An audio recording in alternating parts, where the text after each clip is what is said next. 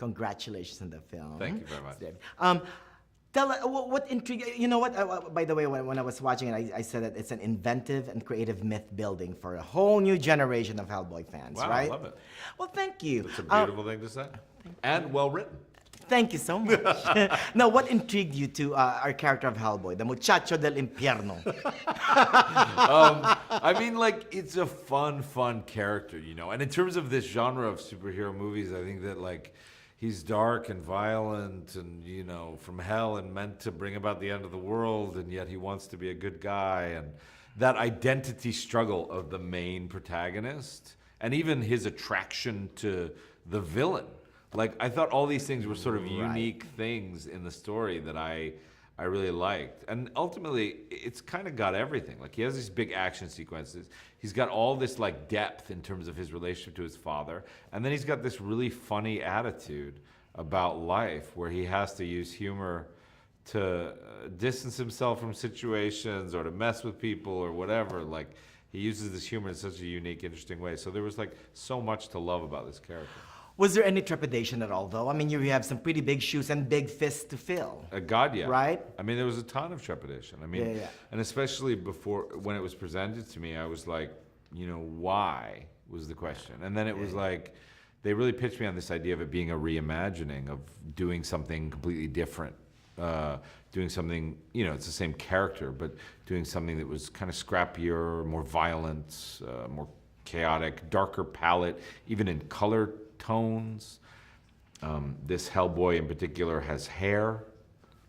That was exciting to me. Yeah, and the tail is more pronounced. The tail is more pronounced. Right? Yeah. I noticed the tail more in this film. It is sort of a more brutal. He's just more brutal in a certain way. Well, and I like that. Well, I said it's.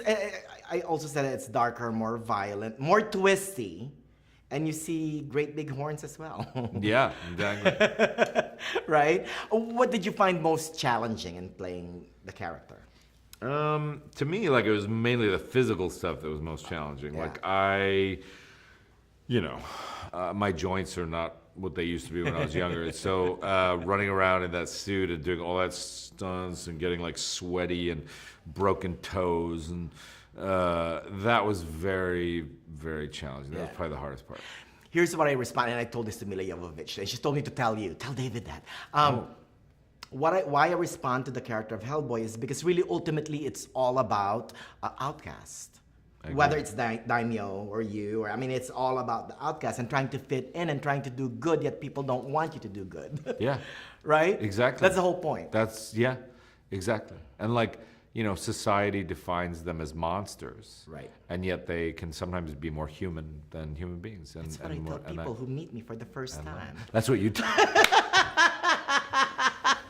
Right? I don't think you're very monstrous. I'm not buying it. I'm not buying it. You seem like a nice guy. Oh, thank you. So, Mr. David, people will not forgive me for this, but give us a little hint of Stranger Things 3.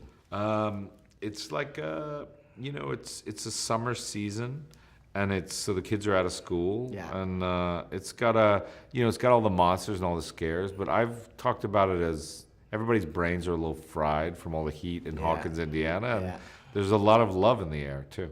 So I think it's kind of the summer of love. Oh, and Hellboy shows up.